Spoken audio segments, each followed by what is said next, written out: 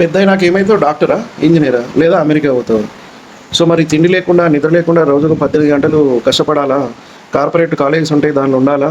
వాళ్ళు మంచిగా రోజు పొద్దుగాల 6 గంటల నుంచి రాత్రి 12 గంటల వరకు చదివిస్తారు అని అంటారు మన పేరెంట్స్. సో పోనీ వాళ్ళేం తక్కువ చేస్తారని అంటే ఈ డాక్టర్ని చేయాలి, ఇంజనీర్లు చేయాలని చెప్పేసి వాళ్ళ సంతోషాలు ఇవన్నీ వదులుకొని రోజు 18 గంటల సంపాదన మీద పడి వాళ్ళు ఆలోచిస్తారు. సో అందరి ప్రాబ్లం ఒకటే, ఫ్యూచర్ గురించి ఆలోచిస్తాం. ఆలోచించేసి రేపు ఇట్లా ఉండాలా అని చెప్పేసి కోరుకోవడంలో తప్పలేదు, అది బాధ్యతగానే వివరించాలి.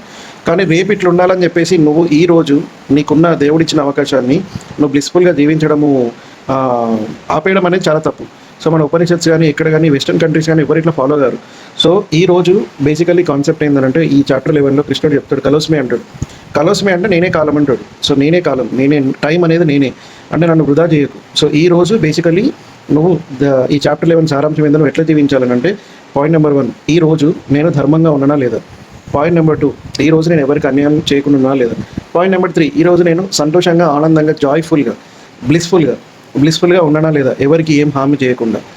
సో ఈ రోజు నేను బాధ్యతగా ఉన్నానా లేదా. అంతే, నీ డ్యూటీ నువ్వు 8 గంటలు 10 గంటలు ఏ పని అయితే చేస్తానో, చదువుకుంటూ లేకపోతే ఇది అది వృధా చేయకుండా కంప్లీట్ డెడికేషన్తో, కంప్లీట్ ఆనెస్టీతోని అది ఉంచాలి. సో అంతేగాని ఈరోజు ఈ కాలంని నువ్వు రేపటి కోసం అనేది సాక్రిఫైస్ చేయొద్దు అని చెప్పే కాన్సెప్ట్ ఈ చాప్టర్.